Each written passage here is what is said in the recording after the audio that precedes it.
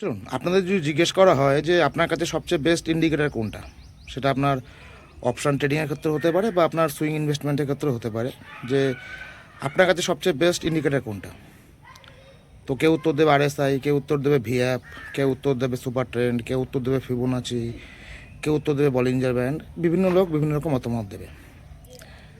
তো ব্যাপারটা হচ্ছে যে প্রত্যেকটা ইন্ডিকেটারেরই একটাই কাজ, কি, যখন আপনার এন্ট্রি আসবে আপনার এন্ট্রিটাকে ইন্ডিকেট করা, যখন স্টপ লস খাবে স্টপ লসটাকে ইন্ডিকেট করা, এবং যখন টার্গেট হিট হবে টার্গেটটাকে ইন্ডিকেট করা।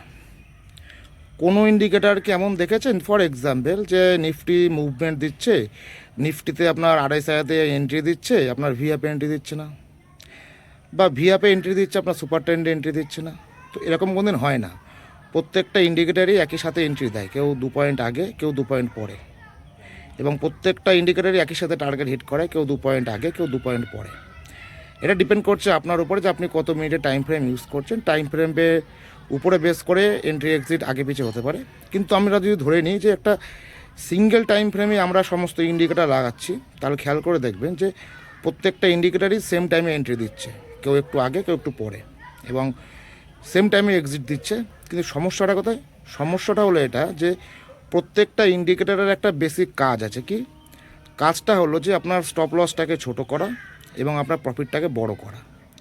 ইচ অ্যান্ড এভরি ইন্ডিকেটার আপনি খেয়াল করে দেখবেন একটা জেনারেল বৈশিষ্ট্য থাকে এদের মধ্যে, যে স্টপ লসটাকে ছোট করা এবং প্রফিটটাকে বড় করা। কিন্তু আমরা কি করি? আমরা কি সে প্রপার স্টপ লস মেনটেন করি না। প্রপার টার্গেট অবধি হোল্ড করতে করি না। কেমন এক্সাম্পল? যে ধরুন 2000 প্রফিটে চলছে, 2000 থেকে 1000 টাকা চলে আসলো, সঙ্গে সঙ্গে আমরা এক্সিট করে দিই, আমরা ট্রেড হোল্ড করে রাখতে পারি না। তো এটা ইন্ডিকেটারের দোষ নয়, দোষটা আপনার, যে আপনি হোল্ড করতে পারছেন না বা আপনি প্রপারলি এন্ট্রি এক্সিট করতে পারছেন না।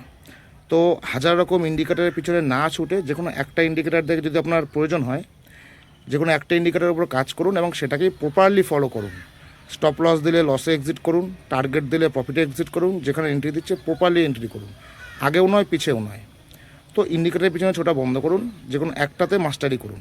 1000টা ইন্ডিকেটার দিয়ে প্রফিট ধরে রাখতে পারবেন না আপনি।